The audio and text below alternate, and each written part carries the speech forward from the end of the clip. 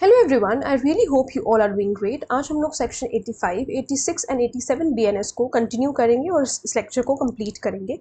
सबसे पहले section number 85 talks about husband और relative of husband of a woman subjecting her to cruelty.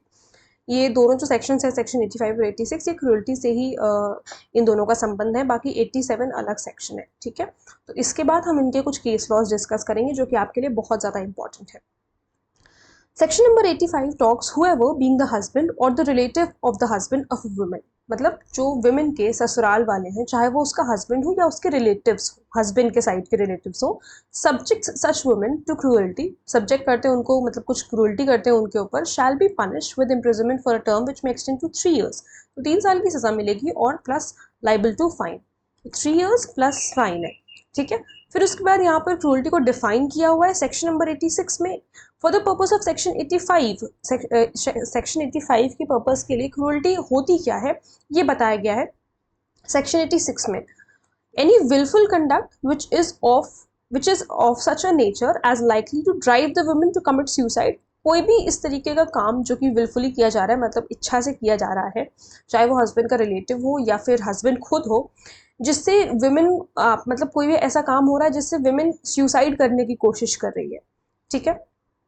और to cause grave injury और danger to life limb और health, या फिर उसको इस तरीके का कुछ काम हो रहा है जिससे उसको ग्रेव इंजरी हो रही है, जैसे मान लो जला देना, ठीक है, तो ग्रेव इंजरी है ये, और इससे डेंजर भी है लाइफ को, लिम्ब को, हेल्थ को, इस तरीके का। फिर चाहे ये मेंटल हो या फिजिकल हो, ये बहुत इंपॉर्टेंट है। क्रूअल्टी सिर्फ और सिर्फ फिजिकल क्रूअल्टी नहीं होती है। बहुत लोग समझते हैं कि सिर्फ डोमेस्टिक वायलेंस को हम क्रूअल्टी कहते हैं, मारने पीटने को क्रूअल्टी कहते हैं, नहीं। अगर वो मेंटल क्रूअल्टी भी है तो भी उसे क्रूअल्टी ही माना जाएगा ऑफ द वुमेन, ठीक है। फिर बी क्लॉज में harassment of the women where such harassment is with a view to coercing her और any person related to her to meet any unlawful demand of any for any property or valuable security, or is on account of failure by her or any person related to her to meet such demand। तो basically इसका ये मतलब ये है कि women को harass किया जा रहा है, जिसकी वजह से वो हैरेसमेंट से चाहते क्या है, मतलब हैरेस कर इस वजह से रहे हैं ताकि उसे कोर्स कर सके, यानी कि फोर्सफुली उसकी जो प्रॉपर्टी है। सबसे पहली बात तो अनलॉफुल डिमांड हो रही है डाउरी की, ठीक है, अनलॉफुल डिमांड है, उसकी प्रॉपर्टी को लेने की बात हो रही है, ठीक है, उसकी प्रॉपर्टी को, या कोई ऐसी वैल्यूबल सिक्योरिटी है। वैल्यूबल सिक्योरिटी क्या होता है ये हम ऑलरेडी देख चुके हैं, तो अगर आप लोगों ने शुरू के लेक्चर्स नहीं देखे तो आप लोग देख सकते हैं, ठीक है। वैल्यूबल सिक्योरिटी है, चाहे तो ये विमेन से खुद, मतलब या तो ये सिर्फ विमेन से कर रहे हैं, और या फिर उसको ऐसे कोर्स कर रहे हैं, डरा धमका रहे हैं कि किसी जो पर्सन उससे रिलेटेड है, यानी कि जो विमेन के फैमिली वाले हैं, जो उसके मायके वाले हैं, उनको जो है डराएंगे धमकाएंगे। अगर इस तरीके के हैरेसमेंट कर रहे हैं तो वो भी क्रूअल्टी में ही आएगा, ये दोनों चीज़ें क्रूअल्टी में ही आ रही हैं, ठीक है। फिर उसके बाद इसमें केसेस हैं, बहुत इंपॉर्टेंट है। सबसे इंपॉर्टेंट केस तो आपका ये है, इसमें 5 स्टार्स, जितने स्टार्स लगाने उतने स्टार्स लगा लो। Arnesh Kumar versus state of Bihar 2014 का केस है ये।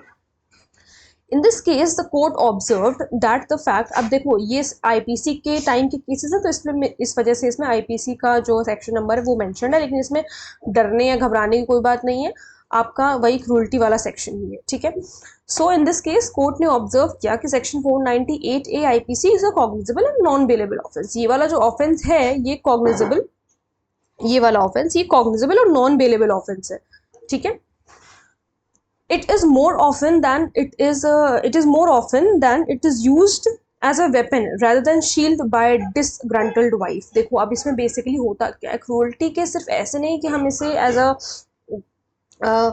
मतलब इसको एज अ शील्ड जो है वाइफ्स नहीं यूज करती हैं। हो सकता है कि जैसे झूठा केस कर दें हस्बैंड्स के ऊपर, वो कुछ कर भी नहीं रहे हैं, कोई डाउरी की डिमांड भी नहीं है, बट फिर भी सिर्फ परेशान करने के लिए, क्योंकि ऐसा होता है प्रैक्टिकली स्पीकिंग, इस तरीके की चीज़ें होती हैं, ठीक है। फॉल्स केसेस बहुत सारे रजिस्टर किए जाते हैं क्रूअल्टी से रिलेटेड, ठीक है। सो यहाँ पर वही कह रहा है कि यहाँ पर इसको शील्ड की तरह जो है वाइफ्स यूज ना करके इसको एक वेपन की तरह यूज कर रही है ना, यानी कि इसको शील्ड की तरह यूज ना करके इसको तलवार की तरह यूज किया जा रहा है हस्बैंड्स के against. So it results in harassing the husband and his relatives by getting them arrested under this section, and it is more disturbing to see bedridden grandfathers and grandmothers being arrested without a prima facie case.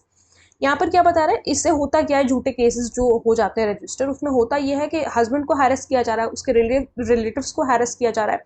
Harass किया किस तरीके से जाएगा, arrest करेंगे तो harassment होगा, और इससे भी ज़्यादा जो बेड रिडन ग्रैंडफादर और ग्रैंडमदर है, यानी कि जो दादी दादा हैं ससुराल के साइड के, जो बेड रिडन हैं, जिनकी तबीयत इतनी ख़राब है कि वो बेड से नहीं उठ सकते हैं, वो ज़िंदगी भर उन्होंने बेड पे ही रहना है, उनको भी अरेस्ट कर रहे हैं बिना किसी प्राइमा फेसाई केस के, without any prima facie case. अब इस केस के बाद ऐसा नहीं होता है। देखो, thus the court laid down certain guidelines which the police officer must follow while arresting under section 498 AIPC और section 4 of Dowry Prohibition Act। यानी कि अब 498 AIPC की जगह पर क्या है, सेक्शन 85 आईपीसी में अरेस्ट करने के लिए कुछ सर्टन गाइडलाइंस को फॉलो करना पड़ेगा, जो कि कोर्ट ने इस वाले केस में दिया। And that such arrest must be based on a reasonable satisfaction with respect to genuineness of the allegation.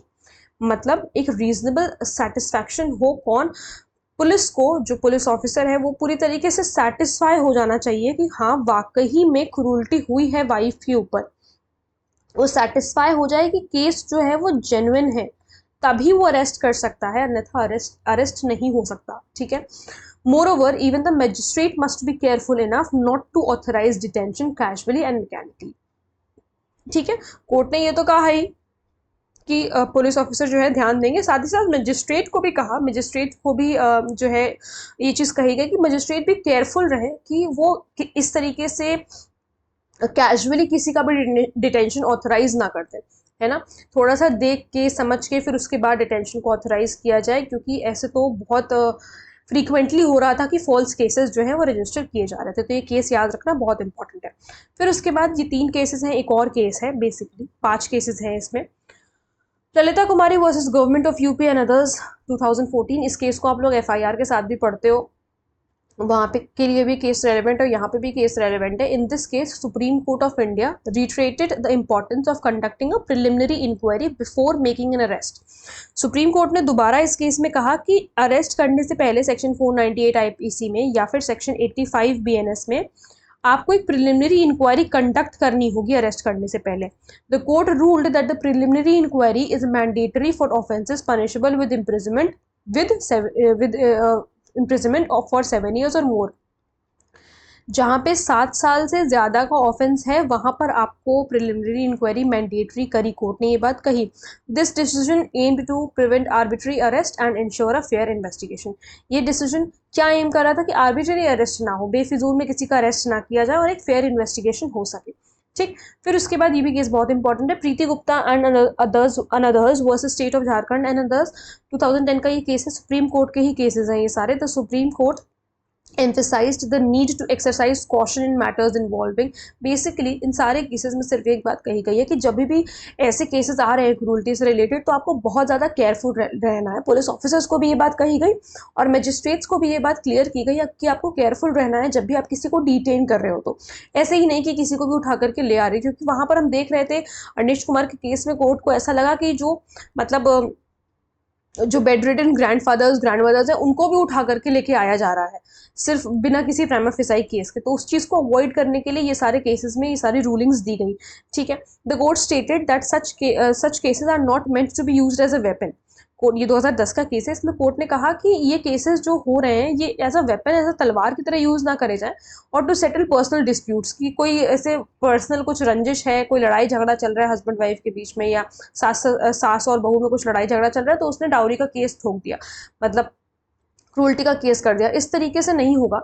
और जनरली इस तरीके से होता आया है, इस वजह से ये सारी चीज़ें जो हैं गाइडलाइंस इशू किया गया। False and baseless allegation should be dealt with severely.